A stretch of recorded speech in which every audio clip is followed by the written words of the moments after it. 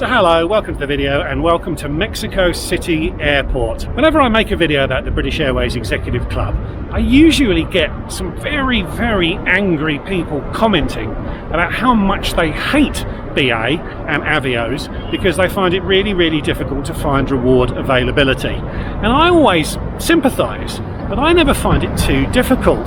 Now if you're looking to find 4 seats on a flight to the Maldives that leaves in 3 or 4 weeks' time in the middle of the summer holidays, you're not going to find reward availability. In fact, you're probably not going to find paid availability either because it's such a popular leisure route.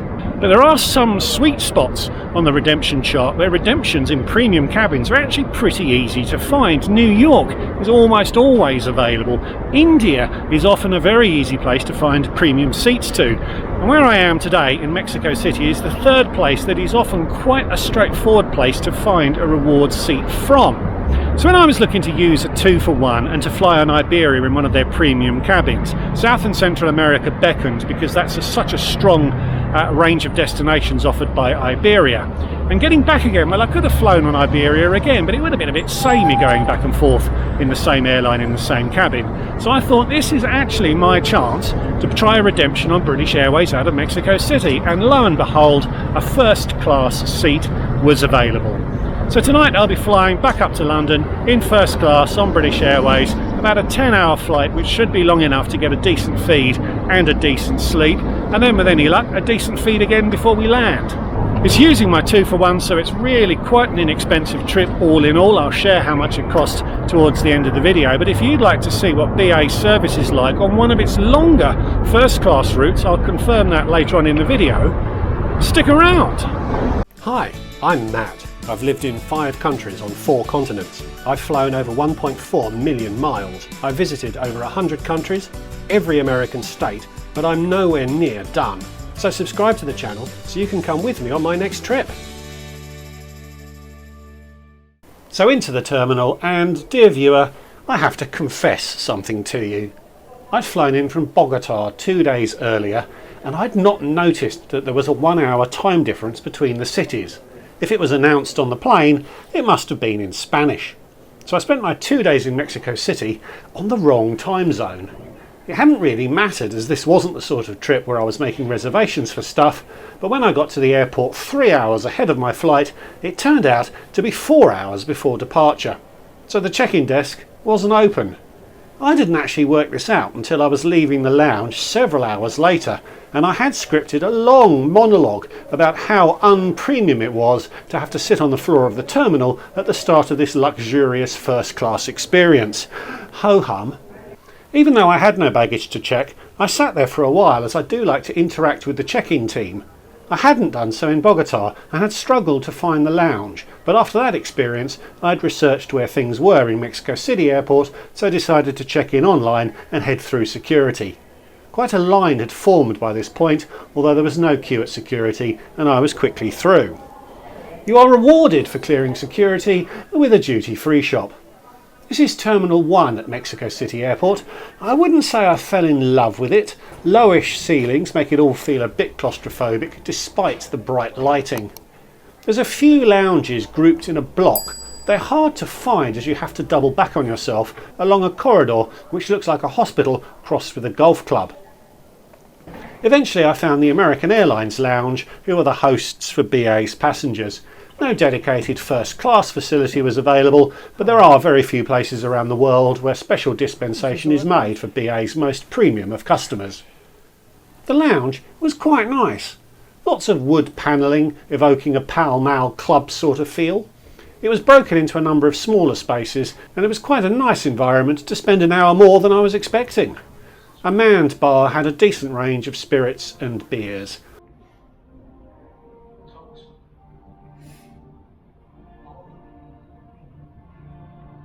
The food offering was probably the weakest feature, but there were a few cold and hot options.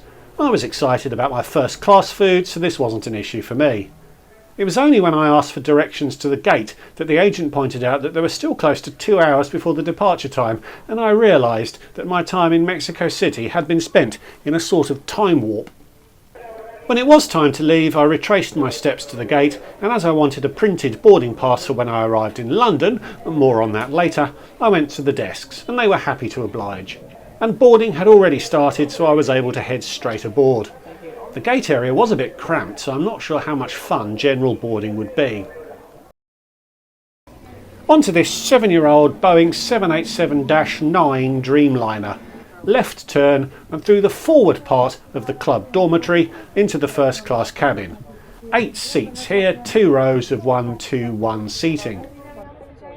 This isn't BA's newest first cabin, as the suites don't have doors. There's still reasonably good privacy nevertheless. I was in seat 1A, and when in the seat you really can't see any other passengers. As you'd expect, there's a good sense of personal space. Although your feet go under the TV screen in bed mode, it's not a foot cubby, and your feet don't feel particularly constricted when you're in the bed. In front of you is a large screen, beneath which is the footrest, preloaded with headphones and bedding. Ample space as you'd expect from a first class seat, and the footrest only really comes into play when the seat is in bed mode. To the left is a table area with a lamp and seating controls, beneath which is a storage bin with power connections, not perhaps the cleanest space on the plane. And over your shoulder is a decent sized cupboard. The lamp and all the seat features are controlled by this dial. It's an interesting design feature that is quite smooth and elegant, even if it takes a bit of concentration to ensure you're adjusting the right feature. In front and to the right of you is a closet, excellent for jackets and clothing you might want to change out of during the flight, rubbish if you want to store any footballs you might be carrying. And below that is another storage bin, which is very handy for storing shoes. Hey, your football could probably fit in there. A refreshing pre-departure Laurent Perrier Grand Siècle was duly dispensed, along with some nuts. Cheers. I must remember to look at the lens, not the screen, for these shots. We then had the first class Christmas morning experience, where slippers, an amenity kit and pyjamas were all delivered. I didn't rip into the amenity kit on the plane as it was quite dark, but had to at Heathrow when I landed, as I couldn't take all of the liquids through security onto my connecting flight. And it's pretty packed with stuff. 7 different Elemis branded lotions, although, as a bloke, I have no idea what most of them are supposed to do. And another comb for my collection. The boarding apparatus was withdrawn pretty much bang on time, and the safety video was played. BA uses minor celebrities to try to maintain attention, but I'm not sure how much of a draw Robert Peston is to the international traveller. The screen also delivered the in-flight entertainment, which needed to be controlled via a remote, as the screen is quite a long way away from you. A good range was on offer, but many other airlines have better.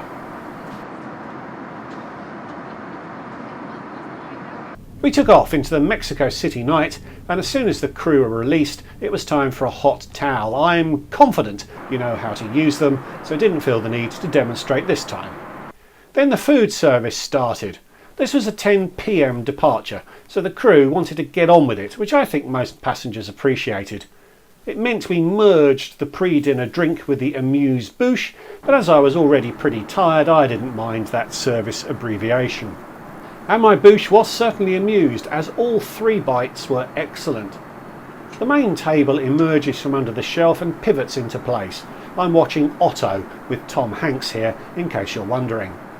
The table does pivot to allow you to get out with it deployed, although it might be a bit tricky to do so if the table was fully laid. Good quality service items, and I moved from gin to a rather pleasant Portuguese red.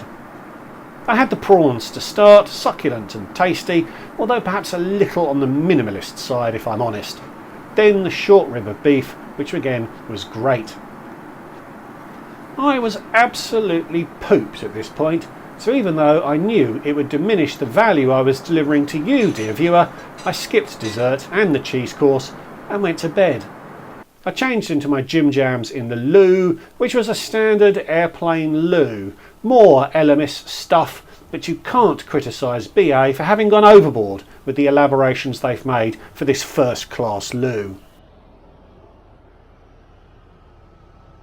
While I was away, the crew converted my seat into bed mode. Not the best footage, but there's a thickish mattress cover, a big pillow and a chunky duvet. And in bed mode you have plenty of space to stretch out. It was late and I was tired, but I still have to pay BA's first class seat the two greatest compliments possible about an airline bed, which is that I woke up naturally about 6 hours later feeling really refreshed. I have no recollection of the night and no sense of time passing. You cannot give a seat greater praise than that. And shortly after I woke, it was time for breakfast. I started with the bircher muesli and moved on to the full breakfast. Not sure whether political correctness prevents this being called a full English these days, but there you go. All washed down with a proper pot of tea. You won't forget the nationality of the airline you're on with this kit. This was a 787, so of course it had those irritating windows that the crew can override, but when they did finally give back control to us passengers, my window had really frozen up. Not sure I've seen that before. But even with a frozen window, the daylight did give me a better view of the seat. I was travelling solo, but I believe this version of BA's first seat is the only one that does not allow for buddy dining.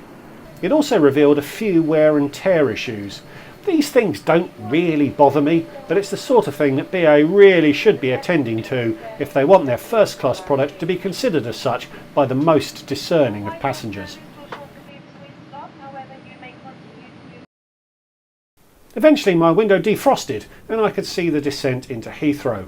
The crew were great, friendly, attentive and happy to share a tale too. I had a good chat about the crew's experiences down route. Still not made it myself to South Africa, but this crew considered there to offer the best layovers. Having now flown in BA's first cabin a few times, I've worked out what makes BA's first class product exceptional and distinguishes it from other first class products. It's not that it's the best seat in the world, or that it's the best service in the world, or that it's the best catering in the world. It's that it's accessible. It's expensive to buy a ticket, but I think most people with any sort of throughput on a credit card can accumulate the Avios needed to get themselves into this cabin, especially if they can apply an Amex 2-for-1 to get their other half aboard too. Lufthansa, Air France and Singapore Air mostly restrict redemptions to their own club members if they allow redemptions at all. And Emirates and Etihad have their own schemes which make the redemption really tricky to secure if you're not routinely flying on those airlines already. BA's product is nowhere near as good as any of those I've mentioned, but it's still a fantastic premium experience that is clearly a step up from their business class offering. And if you gather and manage your Avios diligently, it is accessible to most people in a way other first class seats just aren't. I used the second half of my Amex 2 to pay for this flight, having flown down to Bogota on Iberia, and as a solo traveller I got a 50% discount on the Avios required for the redemption. That meant this flight cost me 42,500 Avios plus about 200 quid. Taxes on premium cabins are lower flying back to London as you don't pay the UK's air passenger duty when arriving. So that's around £625 in total if you can acquire your Avios for 1p each, which is possible via BA's Avios subscription service. And if you choose a route like Mexico City or New York, availability is quite good. The longest first equipped route is to Santiago in Chile, which is 50% further than Mexico City, and a few destinations in the Far East and South Africa are longer. But Mexico City is a more than long enough route to give you excellent value for your Avios through getting a really good feed and a really good sleep. One drawback of travelling in first class to Heathrow's Terminal 5 is that you don't get to use the Concorde room unless you're connecting on somewhere on the day you arrive.